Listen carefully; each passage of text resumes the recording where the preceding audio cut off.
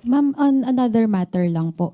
Ma'am, meron pong report na isang media company kung saan isa sa co-founder, si Jay Ruiz, ang nakakuha ng 206 million na halaga ng kontrata mula sa PCSO.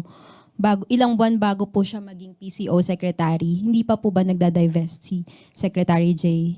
Meron, ang batas naman po natin ay allowed po, no, mag-divest ng shares or interest sa anumang kumpanya na pag-aari niya within 60 days from the time na siya ay nag-assume ng position. So, yan po ay parating na po at alam naman po niya yung batas at lahat po naman ng gagawin natin dito ay dapat naaayon sa batas. Kung meron pong conflict of interest na ngayon na siya ay na-appoint as secretary ng PCO, talagang dapat matanggal po yung conflict of interest kaya kailangan niya pong mag-divest.